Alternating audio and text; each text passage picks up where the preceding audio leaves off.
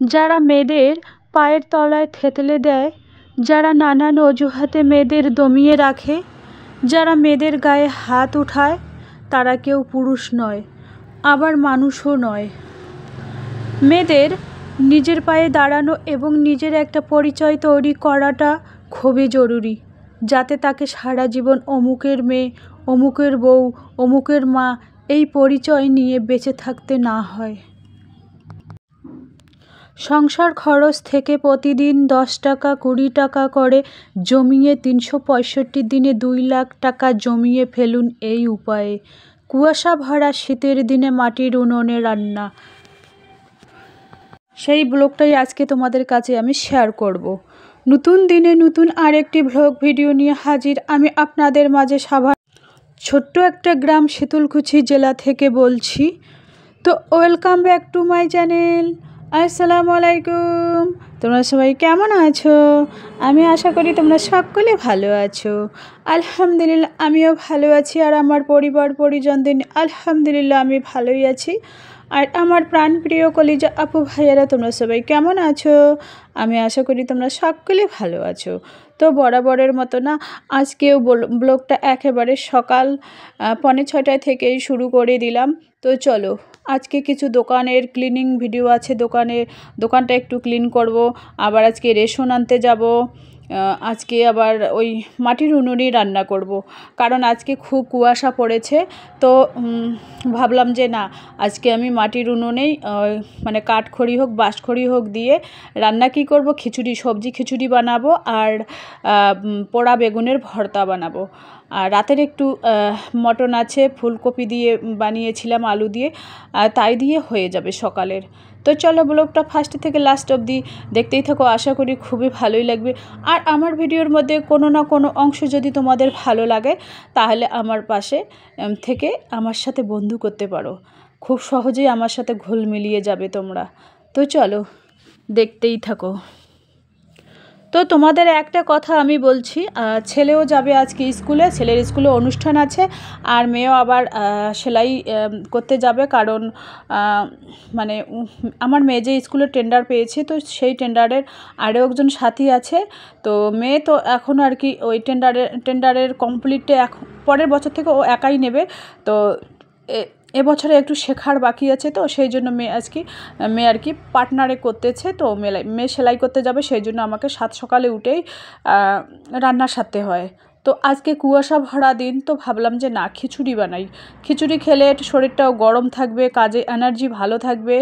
সেই জন্য ভাবলাম যে না, মানে কিছু টাকা বাঁচানোর জন্য, গ্যাস বাঁচানো বা বিদ্যুৎ বিল বাঁচানোর জন্য, যদি মাটির উনুনে একবেলা করে এই শীতের দিনে রান্না করা হয় না, 10 টাকা হলো 20 টাকা হলো সংসারের জন্য, 50 টাকা হলেও কিন্তু সাশ্রয় হবে, এটাই আর কি। তো চলো ব্লগটা দেখতেই থাকো, আশা করি খুবই ভালোই লাগবে।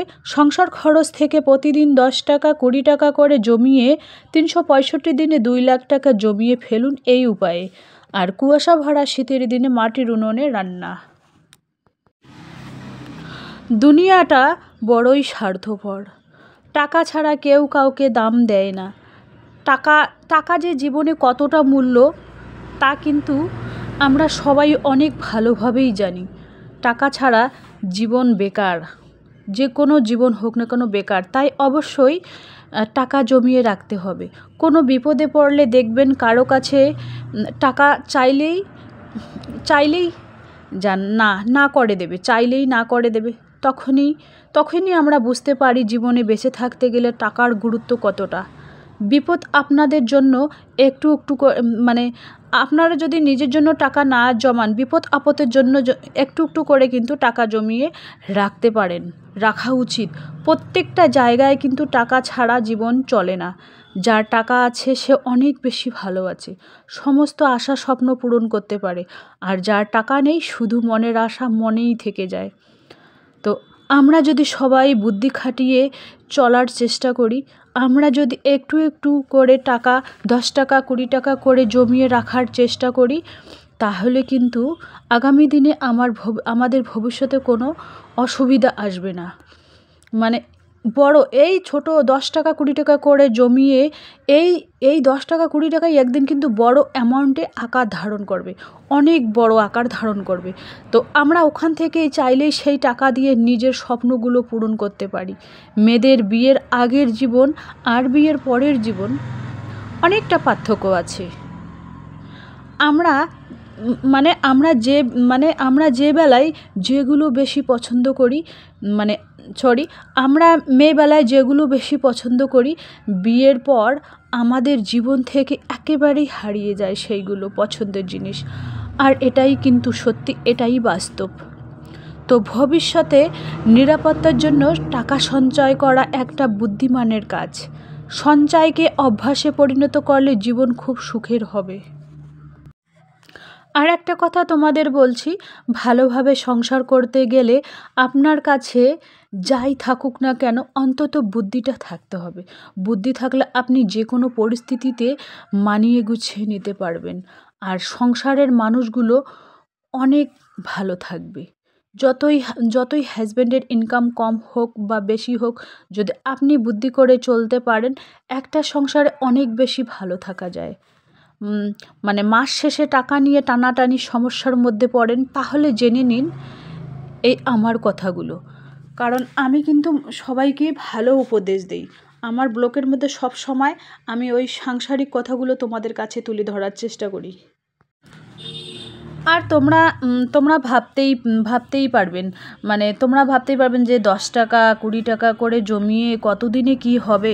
শুনুন, একটা কথা বলছি, 10 টাকা 20 টাকা করে যদি 365 দিনে তোমরা জমিয়ে রাখতে পারেন, সংসার খরচের থেকে প্রতিদিন 2 লাখ টাকা জমিয়ে ফেলুন। এই উপায়ে, কী উপায়ে তোমাদের বলছি আমি। দেখুন, 10 টাকা করে যদি ফেলো তাহলে মাসে হচ্ছে 300 টাকা, বছরে হচ্ছে 318, 3600 হচ্ছে বছরে। তাহলে যদি 20 টাকা জমাও, 3600 হচ্ছে 30 30 60 7200 টাকা বছরে হচ্ছে। তো এটা আমি তোমাদের একটা এক্সাম্পল দিলাম। তো 72,000 টাকা এখানেই রাখো। আর এখানে 2 লাখ টাকার উল্লেখ করা আছে। যদি তোমরা মনে করো মাসে যদি 1000 করে ফেলো, 2000 করে যদি মাসে ফেলো, তাহলে বছরে কত হচ্ছে? যদি 2000 করে করো তাহলে বছরে হচ্ছে 24,000। যদি 5000 করে রাখো মাসে, তাহলে হচ্ছে 5 বারং 60, 5 বারং 60 কত হচ্ছে? 1,20,000।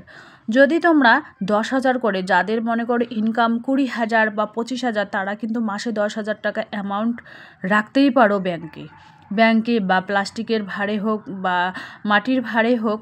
যদি 10,000 করে রাখো তাহলে বছরের শেষে হচ্ছে কত জানেন?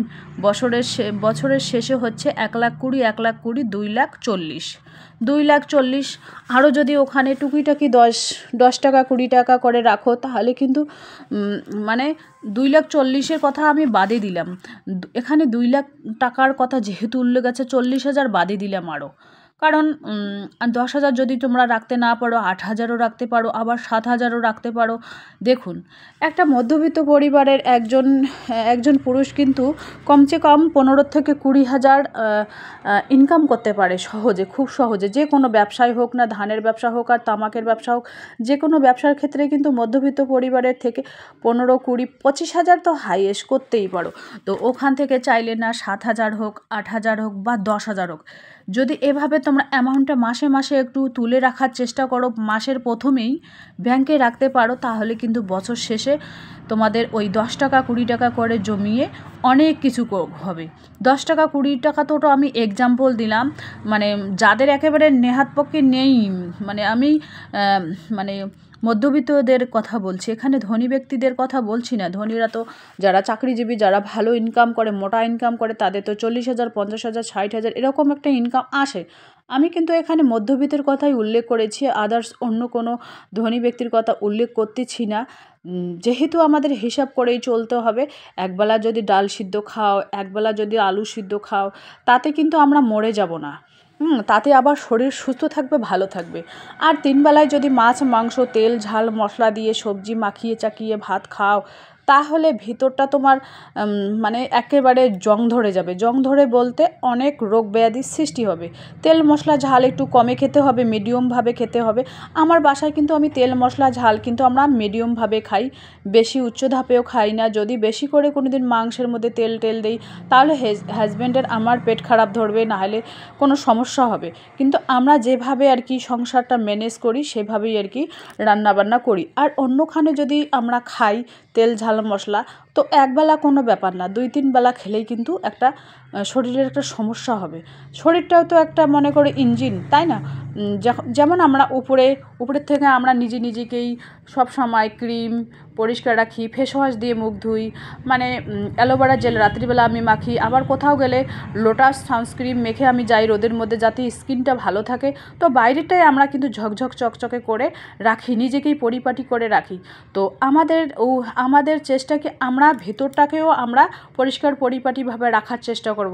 সেই জন্য আমি কিন্তু প্রত্যেকদিন সকালবেলায় উঠে তুলসী পাতা 2-3টে নেব, খাবো, চিবিয়ে ধুয়ে, আবার কুসুম গরম পানি 1 গ্লাস খাবো। তারপরের দিনে আমি 2 কোয়া রসুন খাবো, কুসুম 1 গ্লাস গরম পানি খাবো। তারপরের দিনে আমি খাবো নিম পাতা 2-3টা আর কুসুম 1 গ্লাস গরম পানি খাবো। তারপরের দিনে আমি খাবো কি যেন ওটাকে বলে, নিম পাতা গেল। আমি 4টে জিনিস কিন্তু খাই, নিম পাতা, তুলসী পাতা, রসুন, কাঁচা হলুদ। তারপরের দিনে আমি 1 টুকরো কাঁচা হলুদ নিয়ে নিলাম, আবার 1 গ্লাস কুসুম গরম পানির সাথে আমি খেয়ে নিলাম। খেয়ে নেবার পর আমি সংসারের যাবতীয় কাজকর্ম সেরে নিই। তারপরে 1 ঘন্টা 2 ঘন্টা পর নাস্তায় আসি। তো এভাবে আর কি নিজের শরীরের ভিতরের যে ইঞ্জিনটা এইভাবে আমার মতো নিয়ম করে চললে কিন্তু একেবারে কোনো রোগ ব্যাধি আলহামদুলিল্লাহ হবে না। একেবারে আমি গ্যারান্টি দিলাম। আমার মাথায় না উকুন ছিল খুব, আমি কিন্তু ইউটিউব দেখে উকুন পাত করেছি। তারপরে আমার সমস্যা দিল চুল, খুব বেশি করে চুল আমার ওঠে। তারপরে আমি ইউটিউব দেখে আর কি সেই একটা তেল বানিয়েছি। তো এখন আমি তেল দিচ্ছি মাথার, আমার যদি বড় জোর আঁচড়াআঁচড়ি করি তাহলে 2-3টেই চুল খোলে। বাস এইভাবে আমি পদ্ধতিতে চলতেছি। তো আলহামদুলিল্লাহ ভালোই উপকার পাচ্ছি আর কি। তো তোমরাও চাইলে আমার মতো টিপসগুলো ফলো করতে পারো। তো গুড ইভিনিং, এখন হচ্ছে সন্ধ্যার টাইম, মেয়ে এখানে সেলাই করতেছে। যাই হোক, অনেক কিছু বলে ফেললাম। তো আমার যদি এই কথাগুলো তোমাদের ভালোই লাগে তো আমার পাশে তোমরা থেকেই যেতে পারো সারা জীবন, আমিও থাকবো তোমাদের পাশে। এই যে দেখুন মেয়ে সেলাই করতেছে আর কি, আমি এপাশে আবার চা করতেছি। বাসায় কিন্তু সন্ধ্যার টাইম যেহেতু আমার আব্বা এসেছে, এই যে দেখুন এখানে মুড়ি, কাঁচা লঙ্কা, আব্বা চা খেয়ে গেল, তো আমি একটু বসে আর কি খাচ্ছি। তো যাই হোক, আজকের ব্লগটা এ পর্যন্তই। ততক্ষণ তোমরা সবাই সুস্থ থাকো, সাবধানে থাকো। টাটা, আল্লাহ হাফেজ। তো আমার এই কথাগুলো তোমাদের কীরকম লাগলো দেখুন। সংসার খরচ থেকে প্রতিদিন 10 টাকা 20 টাকা করে জমিয়ে 365 দিনে 2 লাখ টাকা জমিয়ে ফেলুন এই উপায়ে। কুয়াশা ভরা শীতের দিনে মাটির উনুনে রান্না করলাম, সেই ব্লগটাই আজকে তোমাদের কাছে আমি শেয়ার করলাম। তো তোমরাও চাইলেই আর কি আমার মতো আর কি জমাপুঞ্জি করতে পারো। যেহেতু আমাদের ছেলে মেয়ে বড় হচ্ছে, তো ওদের ভবিষ্যতের কথা ভেবেই তো কিছু জমাপুঞ্জি করতে হবে, তাই না? এখনও মেয়ের গয়নাগাটি কিচ্ছু বানানো হয়নি। এখন যা সোনার দাম বেড়েছে, 96,000 টাকা ভরি। তো আগামী দিনে মনে হয় 1 লাখ পার হয়ে যাবে, 1.5 লাখের মতো হয়ে যাবে। তো এখন থেকে জোগাড় যন্ত্র জমাপুঞ্জি রাখতে হবে, তাই না? মানে ছেলে মেয়ের ভবিষ্যতের কথা।